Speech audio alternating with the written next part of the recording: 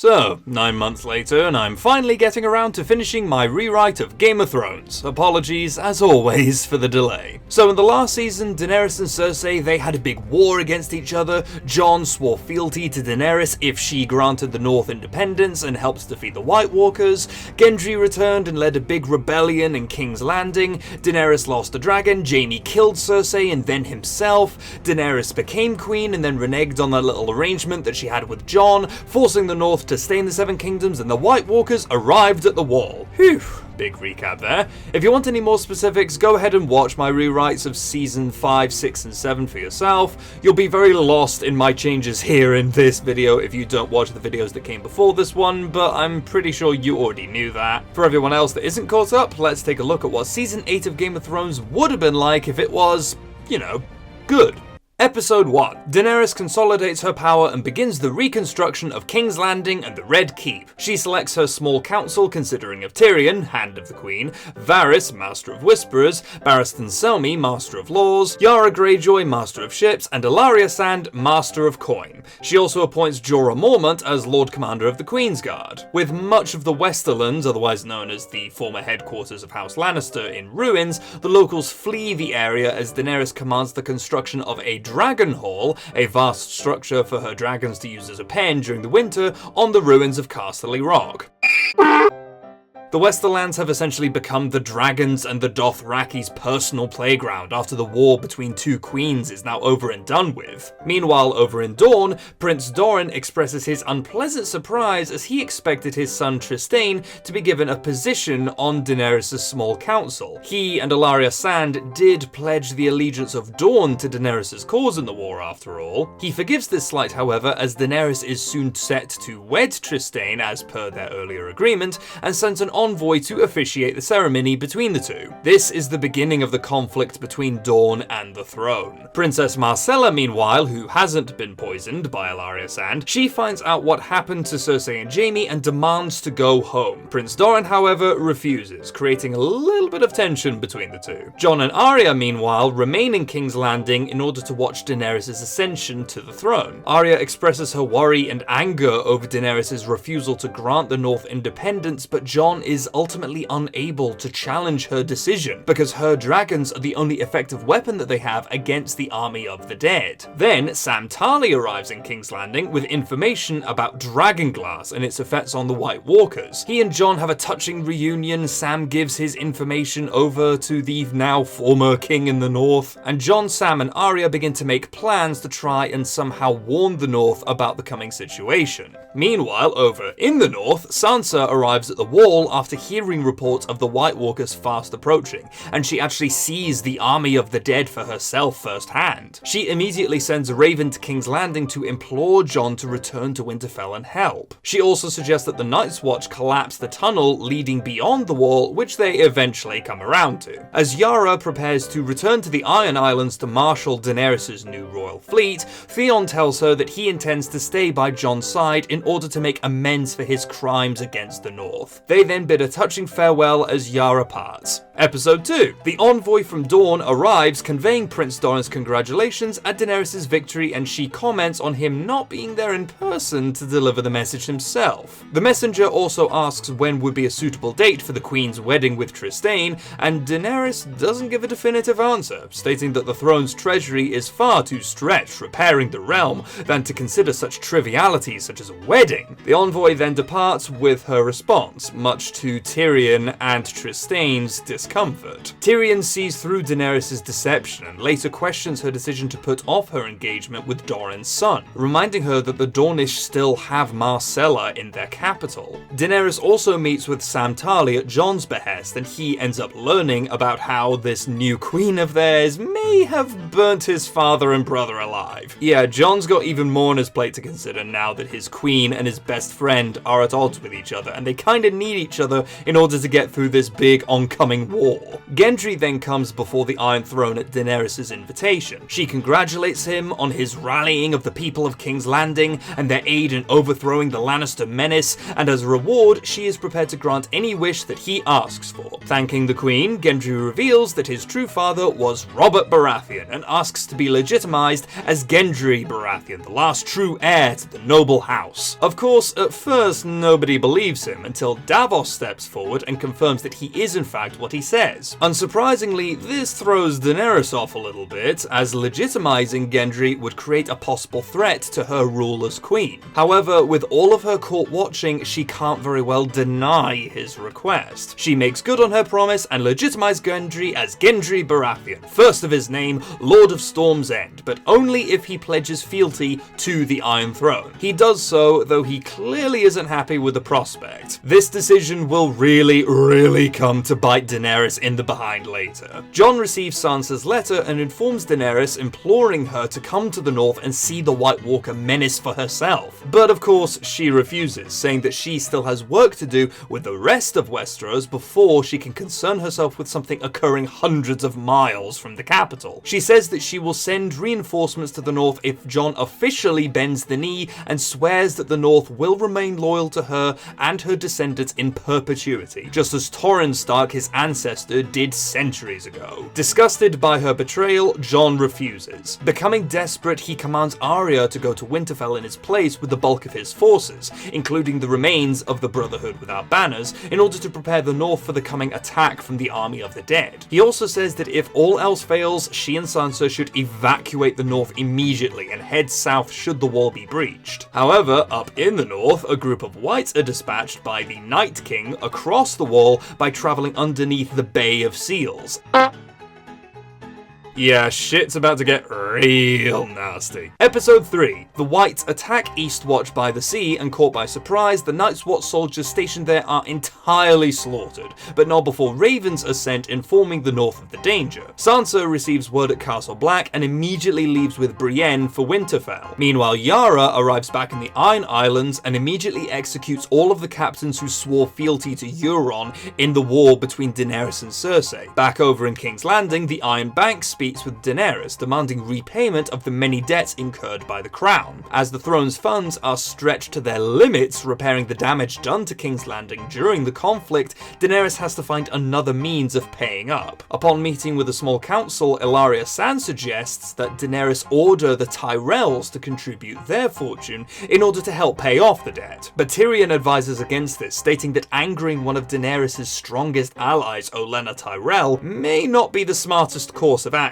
However, Daenerys takes to Ellaria's idea, sending a raven for Olenna to come to King's Landing and discuss the possibility of financial aid. Meanwhile, Gendry arrives in Storm's End. This would actually be a pretty cool chance to see the fortress that we hadn't seen prior to this point in the show. He begins to bring life back into House Baratheon, however some of his former allies in the civilian uprising express their anger at him, suddenly taking up lordship after he denounced the Westeros nobility for so long. He defends himself, however, stating that now that he is a lord, he can do far more to help the common people of Westeros, which was his intent the whole time. Meanwhile, Trystane and Daenerys discuss their situation as they both admit that neither one of them really wants to be married to the other. Trystane states outright that his true feelings are with Myrcella back in Dorne, and that he is only really playing along with this marriage because of his father's political machinations. Daenerys takes no offense from this. She states that in a perfect world, both she and him should be allowed to marry for the sake of love instead of politics. In a stroke of irony, they both end up bonding over their mutual lack of affection for each other. Meanwhile, during their return to Winterfell, a blizzard comes over Sansa and Brienne's vanguard, and they are suddenly ambushed by a group of whites. Most of the soldiers are killed, but they successfully manage to fend off the walkers, although their horses and carriages were destroyed during the conflict, leaving them stranded. This is just a tiny taste of what's to come if the White Walkers breach the wall. Wall. Episode 4. Arya arrives back in Winterfell as a search party is being prepared for Brienne and Sansa, and she joins them in their search. In Dawn, Prince Doran is preparing to leave for King's Landing. Myrcella begs to come with them, but he refuses again, simply wishing to keep her as a possible bargaining chip in case things just don't really work out for them in King's Landing. Myrcella is left in the care of the Sand Snakes as well as the Captain of the Guard, who, remember, are not complete and total idiots in this version and are actually still alive. Jon, Theon, and Sam discuss possible strategies should the White Walkers breach the wall. Barristan Selmy, however, comes in on this little discussion and interrupts, stating that he does actually believe their story. He also, at the same time, defends his choice of queen, stating that what Westeros needs is someone whose heart is entirely with the people and not simply the lords and ladies who govern, and that is why he is so staunchly defending Daenerys despite everything that she's doing to kinda backstab Jon a bit. Olenna then arrives in King's Landing and categorically refuses to hand over her family fortune in order to pay the crown's debts. She states that with winter having arrived, the Reach is no longer able to grow its own crops, meaning that the money House Tyrell has in the bank is the only money it will have until winter is over. Much to everyone's surprise, Daenerys commands Olenna comply or she will be considered an enemy of the crown and be forced to face the consequences.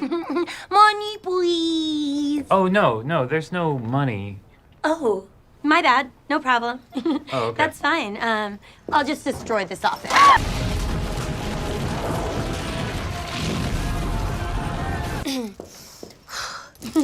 Money, please. Money, please.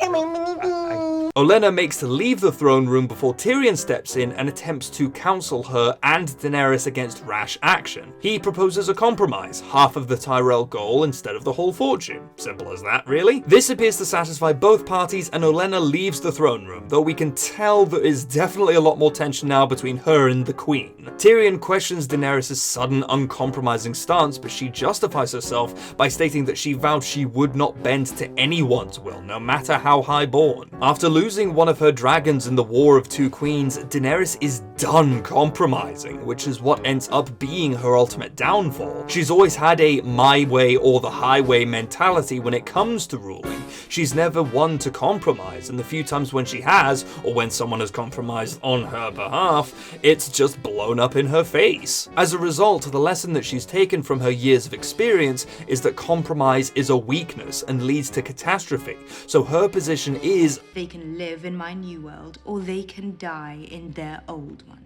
and she is sticking to that philosophy come hell or high water, so you can kinda guess where this is gonna end up. Over in the north, Sansa and Brienne attempt to walk through the blizzard back to Winterfell. They're freezing, they're lost, they can barely see 10 feet in front of them. They then get ambushed and chased by a group of whites, only for Arya and the Northmen to come in and save them at the last minute. Sansa, Arya, and Brienne make it back to Winterfell and immediately make preparations to fight the White Walkers. However, there's only so much that they can really do, as Eastwatch by the Sea has fallen, and the White Walkers are simply going to keep sending more foot soldiers over via the Bay of Seals to scout out the area. Due to the blizzard, they can't get a raven to Castle Black with instructions. Things are looking increasingly bleak for the good guys here.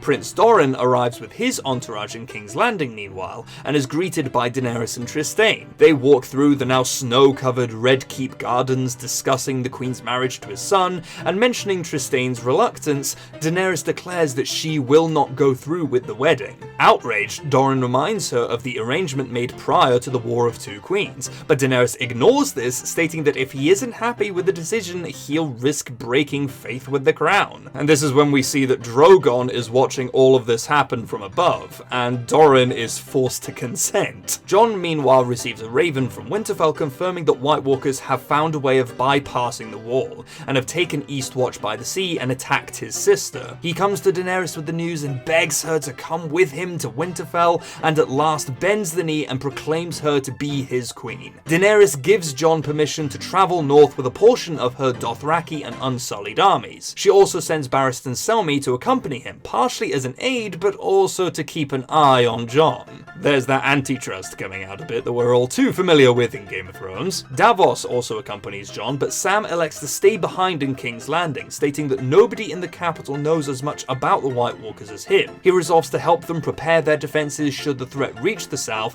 as his advanced knowledge of Dragonglass can be very, very informative. Sam will now be learning the art of politics by watching Tyrion and Varys. That's a very important point to mention for later. Tyrion questions Prince Doran about Marcella and demands that she be returned safely to King's Landing. Doran refuses, however, but reassures him that she is being looked after. Doran does not want to see Marcella hurt, although he will use her as a political tool if it serves his end. Doran and Ilaria then discuss Daenerys' troubling behavior, as well as the possibility of going with their backup plan by crowning Marcella as Queen of the Seven Kingdoms instead of Daenerys. Despite Ilaria's protest, Doran sends a raven to Dawn, telling the Sand Snakes to isolate Marcella in a secure hold. Ilaria also sends a raven to Olenna to discuss a possible alliance against Daenerys. Meanwhile, over in Winterfell, Bran touches the weirwood tree in the Godswood and sees a vision of the Night King beyond the wall. He doesn't flee from him this time, however, and the Night King doesn't actually act with a great deal of hostility at first. All the Night King does is hold out his hand, almost kind of greeting Bran somehow. Bran takes the hand, and the Night King begins to show him visions of the past. Episode 6. Continuing from the previous episode, Bran sees visions of the war between the Andals and the Children of the Forest centuries earlier. We follow along with one particular soldier as he fights in the coming of the Andals in the big conflict. He and the other Andals are slaying the Children of the Forest, burning the woodlands, building their castles. We are essentially seeing the foundations of modern Westeros as we know it. Meanwhile, over in Dorne, the Sand Snakes receive Doran's letter to imprison Marcella, but having become friends with the girl, they refuse and flee with her out of Dorne, killing Doran's captain of the guard in the process. Prince Doran and Ilaria Sand are called to the throne room, and it is revealed that she intercepted a raven from Highgarden outlining an alliance between the Martells and the Tyrells against her. She names them both traitors and enemies of the crown, and has them both imprisoned with Trystane watching, just utterly bereaved. She then announces Olenna Tyrell has likewise committed an act of treason and must come to the capital in order to face justice. During the trip up to Winterfell, meanwhile,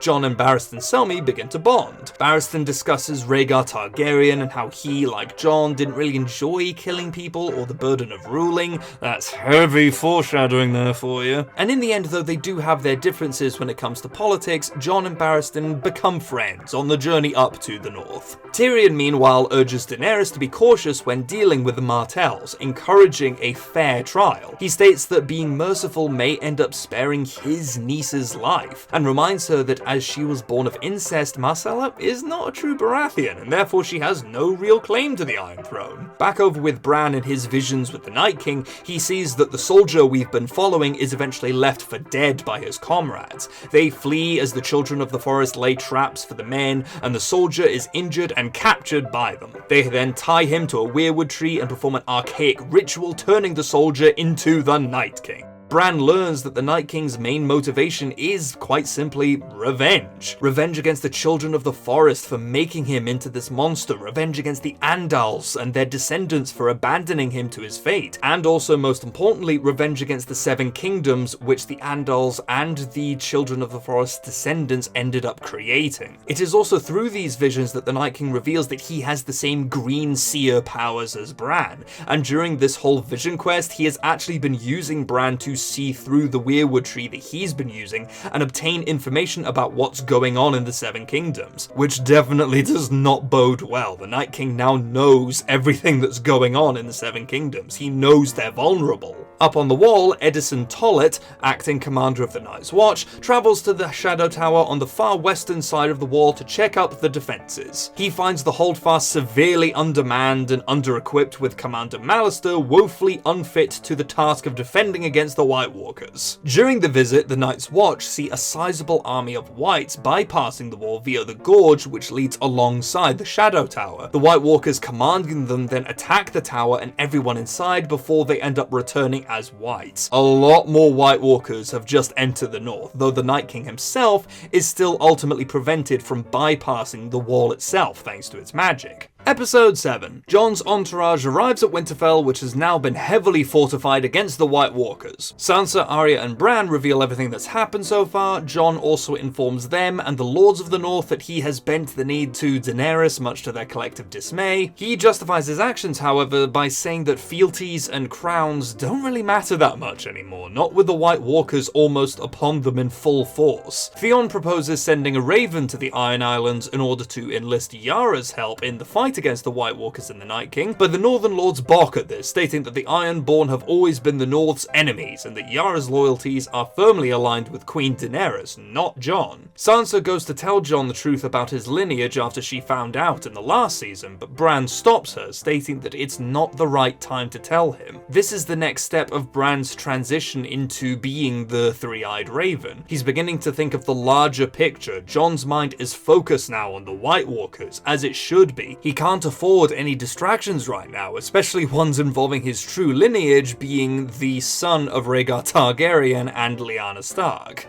Meanwhile, back over in King's Landing, Ellaria and Doran Martell are taken by Jorah Mormont to the now ruined Dragon Pit in order to face a quote-unquote trial. Everyone is expecting some kind of due process here, with judges and witnesses and everything, but Daenerys announces that the raven received from Olenna Tyrell is all the evidence she apparently needs. And with that, she has Drogon burn the pair of them alive, with Doran's son Trystane watching in horror. Meanwhile, over in Dorne, the Sand Snakes reach Ghost Hill with Myrcella in disguise and sell Myrcella's jewelry in order to gain safe passage to the mainland. In Highgarden, Olenna hears of the Martell's death, and much to her court's surprise, she does not order her soldiers to defend the castle. Instead, she commands an immediate evacuation of the region, ordering her soldiers to gather as much food as supplies as they can carry and travel to the Stormlands, along with the surviving members of House Tyrell. She gives them papers ordering the freshly anointed Gendry Baratheon to give her people sanctuary in Storm's End. The eldest Tyrell cousin, Eleanor Tyrell,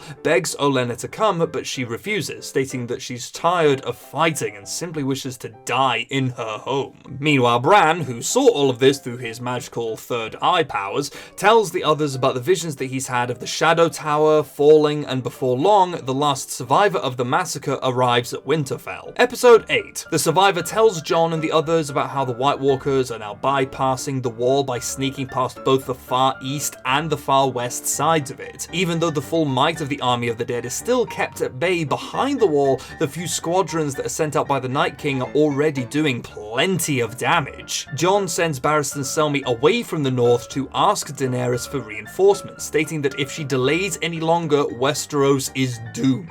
Jon debates with the Lords of the North about the prospect of abandoning Winterfell and evacuating their homeland, but most are too proud to abandon their holdfasts. If it does come down to evacuation, Sansa proposes using the Eyrie as a possible sanctuary, to which Jon agrees. Left with few other options, Jon sends a raven as per Theon's proposal to the Iron Islands to ask for Yara Greyjoy to send her fleet in aid. Meanwhile, Daenerys flies Drogon personally to Highgarden and meets with Olenna, who is now the last member of House Tyrell left in the castle. Olenna admits her part in the Martell's treason, as well as her regret for helping Daenerys take the throne. While she acknowledges that Cersei was a complete monster who needed to be taken down, ultimately she's worried that they may have just replaced one monster with another. She resigns herself to her fate, stating that she's tired of watching beasts and monsters play at being kings and queens. Respecting her will and her determination, Daenerys gives Olenna a draught of poison in wine, allowing her a peaceful death rather than burning her alive with Drogon. The Highgarden citizens, meanwhile, who evacuated earlier,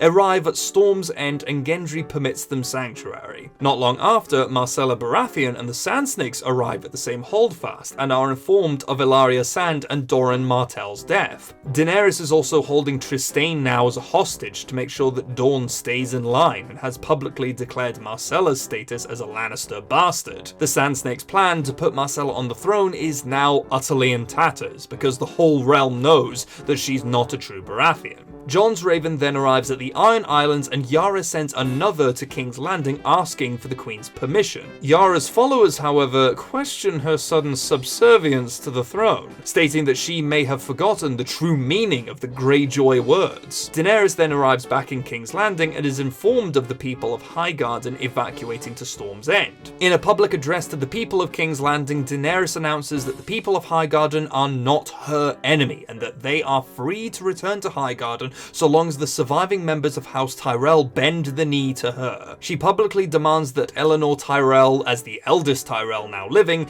comes to King's Landing and pledge fealty to atone for her grandmother's treason, and sends a Raven to Storm's End to officiate her demands. Tyrion begs Daenerys to show more restraint in this matter and warns her that by killing Olenna and by extension angering the remaining members of House Tyrell, she has doomed the people to starvation during the winter. Why on earth would the people of Highgarden suddenly be willing to share their resources with a kingdom that now has a queen who killed one of their most respected leaders? Over at Castle Black, the Night's Watch are manning the wall when the combined white forces from both Eastwatch by the Sea and the Shadow Tower attack from both the east and the west, ransacking the holdfast. The castle is better manned than the previous two castles, however, and the men are able to hold the walkers off for a longer time than the previous two fortresses could. The stewards send ravens off to every corner of the Seven Kingdoms, though are doubtful as whether any of them will be able to make it through the sudden blizzard. Tormund and the other survivors flee to the top of the wall as the remaining Night's Watch members are massacred down below. They are now trapped and isolated on the top of the Great Wall. Episode 9. Barristan Selmy arrives back in King's Landing with Jon's plea for aid. Not long after, a raven arrives announcing that Castle Black is now officially lost. Daenerys now has no choice but to go to the north with Drogon and Viserion and aid in the defeat of the White Walkers. She can't put this off anymore. Having seen his intelligence and way with words and numbers, she also names Sam Tarly as the new Master of Coin on the small council, much to his own surprise. She does this partially due to the fact that he is just really good with these kind of intellectual exercises, but also to showcase just how merciful and forgiving a queen she is. Yeah, she's essentially trying to get Sam Tarly on her good side. Good luck with that. Daenerys sends her unsullied and Dothraki army stationed over in the Westerlands towards the north with Ser Jorah in command and goes on ahead with her dragons to deal with the threat. She leaves Tyrion to act as ruler of the Seven Kingdoms on her behalf and appoints Ser Barristan as acting Lord Commander of the King's Guard. Jon, Bran, Arya and Sansa meanwhile command the people of the north to mobilize their forces and begin marching towards the wall to fight the Night King. The few members of the Brotherhood Without Banners mobilize as well. They need every man they can get. Over in Storm's End, Gendry receives Daenerys' raven commanding Eleanor Tyrell to bend the knee. She is unsure and uncertain at first, but the combined voices of Marcella, the Sand Snakes, and the people of Highgarden convinces her to refuse Daenerys' command. Gendry agrees to give the people of Highgarden sanctuary as long as they need it. This will definitely come into play in the next couple of seasons. Daenerys meets Jon's forces a few miles from Castle Black, and they collectively devise a plan of attack. Daenerys will take her dragons and burn a path through the White Walkers occupying Castle Black. Once her attack is completed,